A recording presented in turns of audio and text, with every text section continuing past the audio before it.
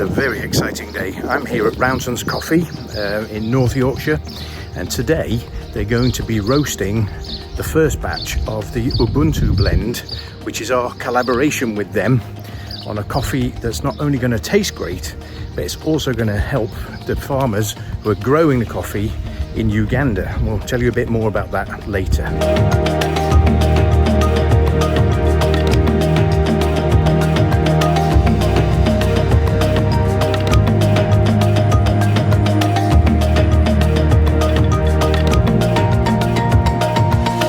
That is the profile that we use, which guides us with regards to the parameters of charge temperature, end temperature. So the charge and the end temperature are likely to dictate the duration, the time it spends in the roaster. And then we can just really see just where we are, how close we're going to be to achieving the result that this coffee has been first roasted to. Yeah, it's an interesting story, and it starts around about 2011. Actually, coffee was not really my background. I'm a chemical engineer. Well, I needed a change, so I resigned, and I just really wanted to travel. So I hopped on a train at middle of a train station and then travelled the world. But I just happened to end up in Sumatra. Now, Sumatra was a pivotal moment for me because that was when I met so many people whose income was all generated from coffee. And they were desperately trying to sell me their coffee. I spent some time with them learning about how they grow the coffee, how they generate income, and trying the coffee, but I didn't know an awful lot on how to help. So I realised that I needed to learn more. So the rest of the journey, and there was about 8 months left in my journey that I had, the rest of the journey was about where do I fit in the supply chain? How am I going to help these people that I've met?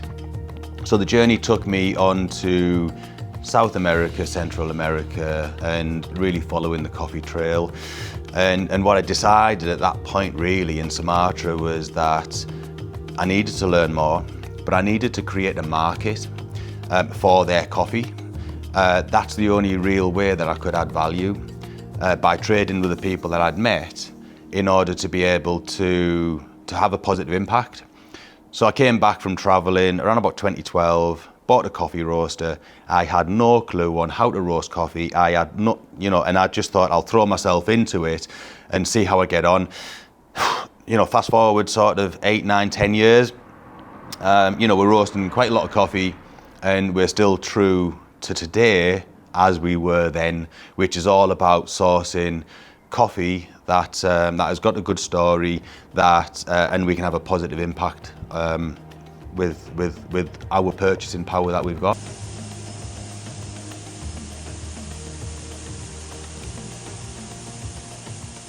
So obviously there's various routes we can go, isn't there? When we're trying to reassure buyers, look, this is really not pillaging the planet, and this is not taking advantage of people who don't have the power to defend themselves. And one of those routes that a lot of the products we sell follows is, it's authenticated by somebody like, say, the Fair Trade Foundation or some of the other organizations.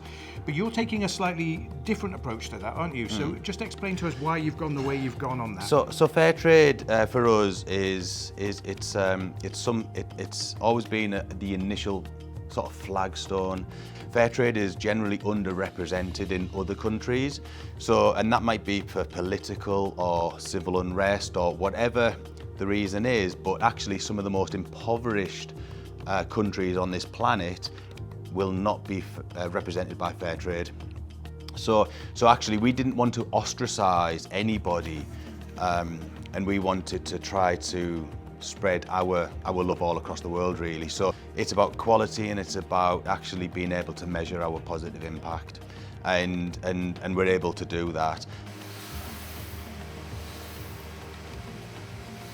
But then you were mentioning before that you're paying a premium, so you're buying the beans at a good price, and then you're paying a premium over and above the price, which would be true to the fair trade standard. Yeah, absolutely. Yeah, the fair trade price, it's not enough. So I can assure you that we pay well above that price for our coffee, which is it's a premium because it's a quality product. Yeah. So we can be assured that the money is going to the growers for that quality product. But it's not just that, it's the other premiums that we pay as well. Yeah. So Uganda, for example, we work with Agri-Evolve, which is like a social enterprise, and we pay community transactions, and that is to help with, like the nurseries, the community projects, Yep. Environmental projects. And we were out in Uganda maybe 6 months ago, having a look at how our community projects, our contributions has been benefiting their community. Yeah.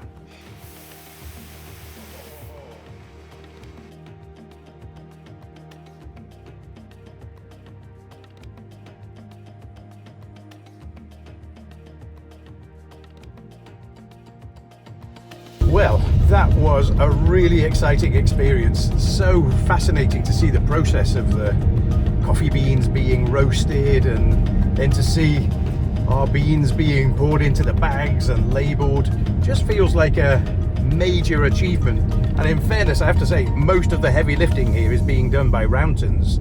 So their passion for what they're doing is in itself really inspiring and a bit viral. I find myself all excited about the process and the intricacies of getting the right flavors out of the beans.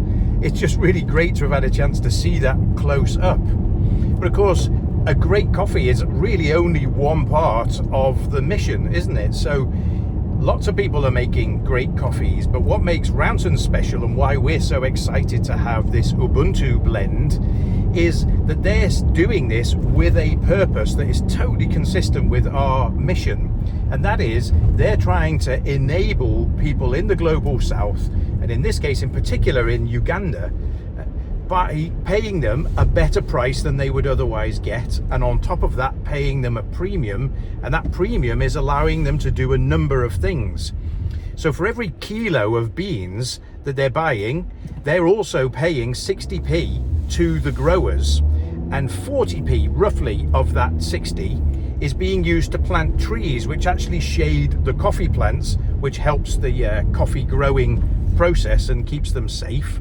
And then the other 20p, they're doing a variety of things there to really build and shape their community and to ensure a prosperous life. And by prosperous, I mean you've just got more than you desperately need. So nobody's getting rich on this, but at least people have got dignity, and at least people can feed their kids, and at least there's educational possibilities and healthcare.